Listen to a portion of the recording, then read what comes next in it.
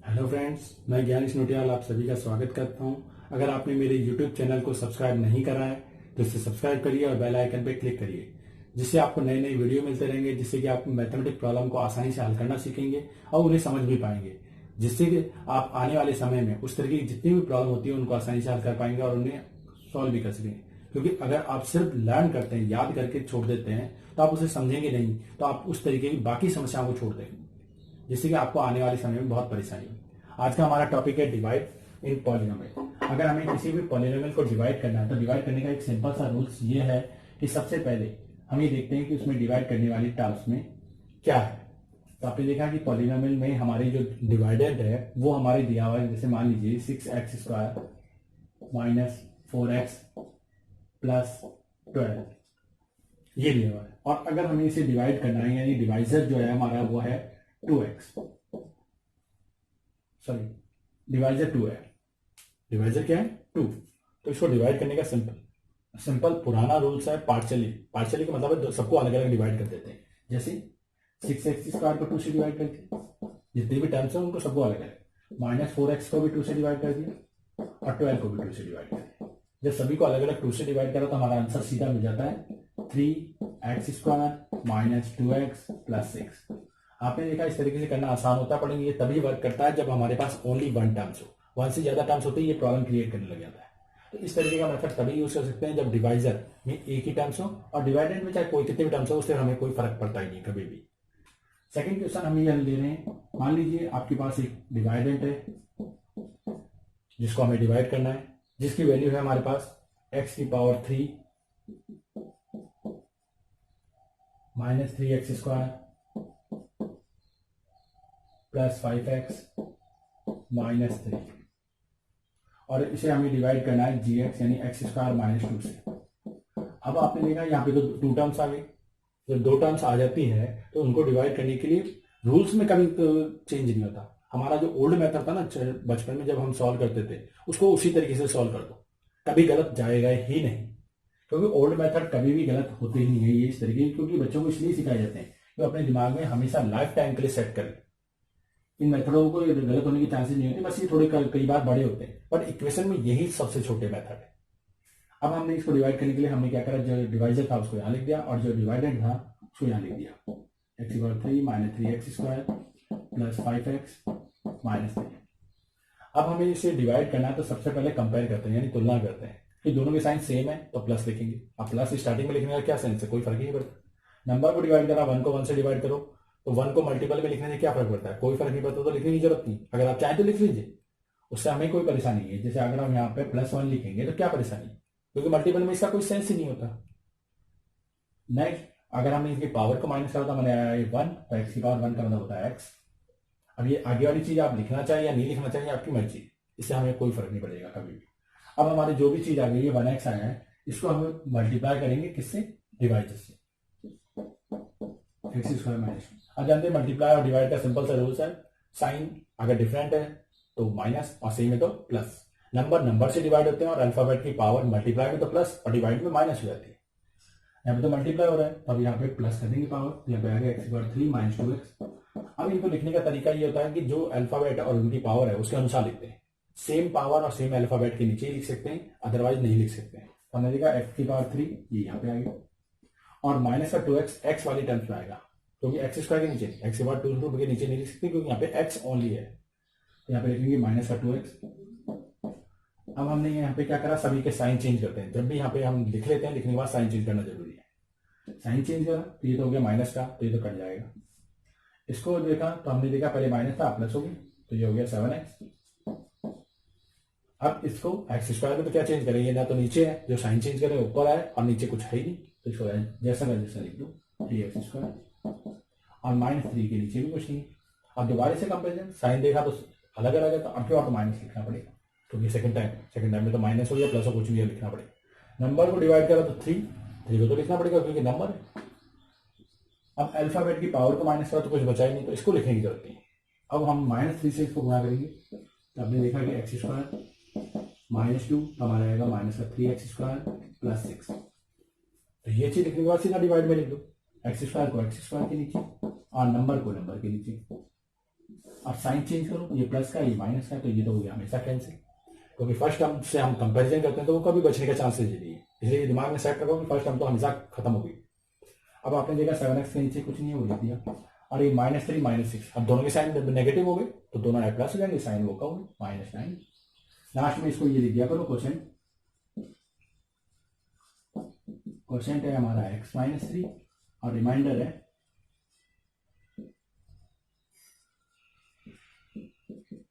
7x -9। तो इस तरीके से हम किसी भी डिवाइड को हल कर सकते हैं।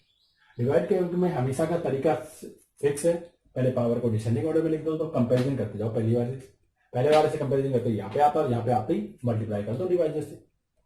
अगर अभी तक कोई प्रॉब्लम है तो नेक्स्ट क्वेश्चन में उसको ले लेते हैं, उसमें तो ये बात पूरी तरीके से क्लियर हो ही जाएगी। मान लीजिए मेरे को दिया हुआ है कि जो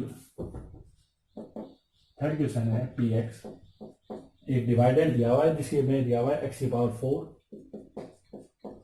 -5x और +6, और इसको डिवाइड करना है 2 - x²। अब आप बोलेंगे कि सर आपने तो पहले कहा था कि किसी को भी डिवाइड करना है ये मेथड यूज करो, तो हाँ सही बात है, कोई गलत नहीं, इसलिए हम इसी को मेथड को यूज करेंगे। बट लिखने के तरीके में मैंने आपको पहले भी एक रूल्स बताया कि जब भी हम लिखते हैं तो अल्फाबेट की पावर के डिसेंडिंग ऑर्डर में, इससे हमें फर्क नहीं पड़ता वो कहाँ आएगी, बट लिखेंगे डिसेंडिंग ऑर्डर में। तो सबसे पहले देखिए डिवाइजन, जिससे डिवाइड करना है तो इसकी सबसे बड़ी पावर क्या है x², तो पहले इसको लिखिए माइनस का x² +2। आपने यहाँ पे देखा कि लिखा हो तो 2 - x², पहले लिखते वक्त हमें ध्यान देना है अल्फाबेट के अनुसार।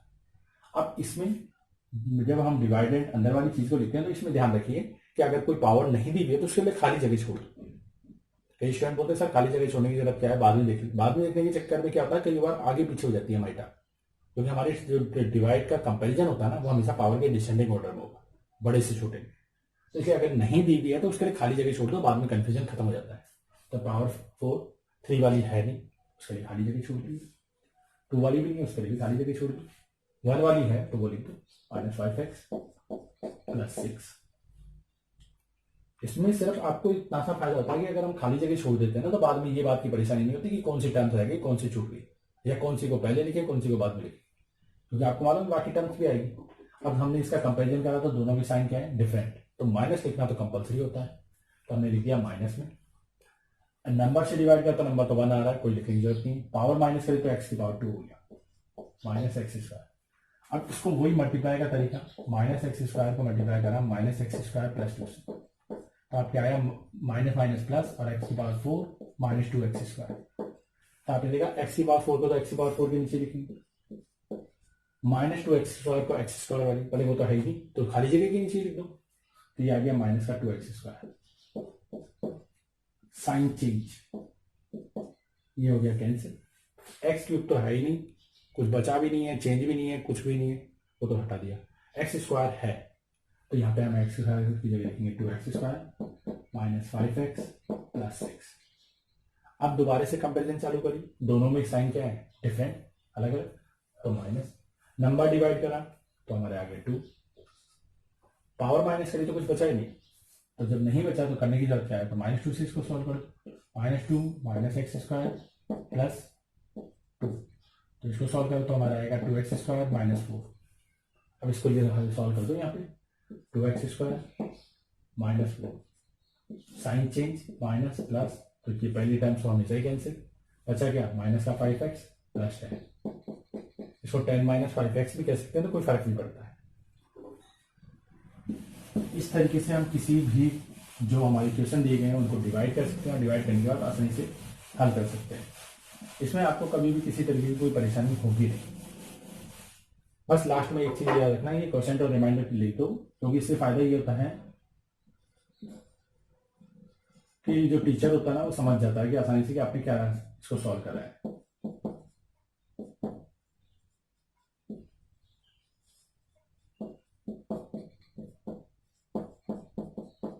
आपने उसको सॉल्व करके दिखा दिया कि सर मेरा ये क्वेश्चन है, ये रिमाइंडर है, तो फाइनली चेक कर लो। बार बार बीच में कोई भी देखने के लिए जाता नहीं है, इतना ज्यादा टाइम होता नहीं, तो आप हमेशा ध्यान रखिए कि क्वेश्चन और रिमाइंडर को अलग से लिखने की आदत डालिए। क्वेश्चन रिमाइंडर क्या, कोई भी क्वेश्चन हो उसमें लास्ट में आंसर को अलग से लिखिए, इससे हमें ना कई चीज़ों में समस्याएं नहीं आती। अब हम एक क्वेश्चन और ले लेते हैं डिवाइड करने के लिए। ये हमारा आज का लास्ट क्वेश्चन है। जैसे हमें डिवाइड करना है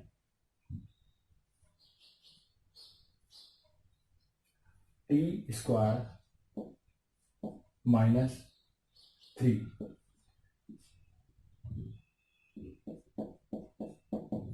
और सेकंड जो हमारे है वो है 2t की power 4 plus 3t cube minus 2t square minus 90 minus 12। Question में हमेशा ध्यान रखिए कि लिखने में बहुत सावधानी रखिए, क्योंकि साइन या नंबर कोई भी चीज चेंज हुई ना, साइन नंबर और चेंज पावर, तो आपका आंसर वहीं रॉन्ग हो गया, आगे करने की तो जरूरत भी नहीं है। तो इस तरीके से आप करते जाइए। तो यही हमारे आंसर है। अब हमें इसे डिवाइड करना, तो डिवाइड करने के जो पहला वाला तरीका था वो वही काम में लेंगे, कोई चेंज नहीं। अल्फाबेट ही तो चेंज हुआ है, इससे फर्क नहीं पड़ा। बट हमेशा ध्यान रखना हमें कैसे पहचाने कि कौन सा डिवाइजर कौन सा डिवाइडेड है। तो इसका सिंपल सा तरीका है, जिसकी पावर बड़ी वो डिवाइड, जिसकी पावर छोटी वो डिवाइड। यहाँ पे हमने इसको डिवाइड कर दिया। डिवाइड करने के लिए हमने इसको डिवाइड करा है टी स्क्वायर माइनस 3 से।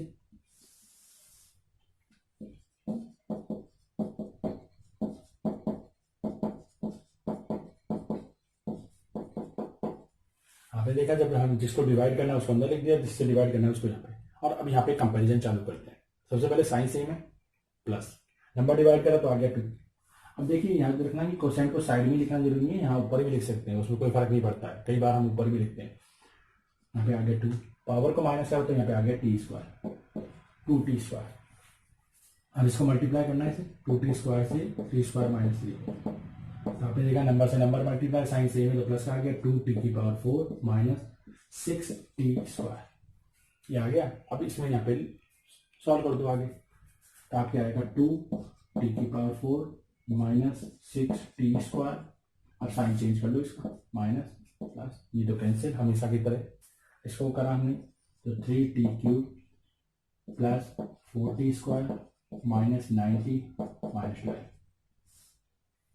अब दोबारा से कंपैरिजन चालू करो, दोनों के साइन सेम है तो प्लस का आएगा। नंबर डिवाइड करा तो 3, पावर माइनस करी तो 1 टाइम t 3t। अब 3t को भी मल्टीप्लाई करके 3t को टी स्क्वायर माइनस 3 से मल्टीप्लाई करेंगे तो 3 का आ जाएगा 3t क्यूब माइनस 9t। तो आपने यहाँ पे सॉल्व करा 3t क्यूब माइनस 9t। तो आपने देखा दोनों की साइन चेंज करी। इस बार हमारे साथ ये हुआ है कि फर्स्ट टर्म तो कैंसिल हो ही रही है, साथ में ये 90 भी कैंसिल हो रहा है, क्योंकि एक माइनस का एक प्लस का तो कट के खत्म हो जाते हैं। अब हम यहाँ पे देखेंगे 4t स्क्वायर माइनस 12। अब दोबारा से कंपेरिजन, साइन सेम है तो प्लस, नंबर से डिवाइड प्लस 4, पावर माइनस कुछ नहीं बचा तो 4 से इसको मल्टीप्लाई कर दो 4t स्क्वायर माइनस 3। तो हमारा आएगा 4t square minus 12, 4t square minus 12। तो हमने यहाँ पे डिवाइड करा वो लिखा। और साइन चेंज जब हम करते हैं तो अभी देखते हैं कि इसमें सभी चीज कैंसिल हो गई, आंसर हमारा तो 0 हो गया है, रिमाइंडर यानी।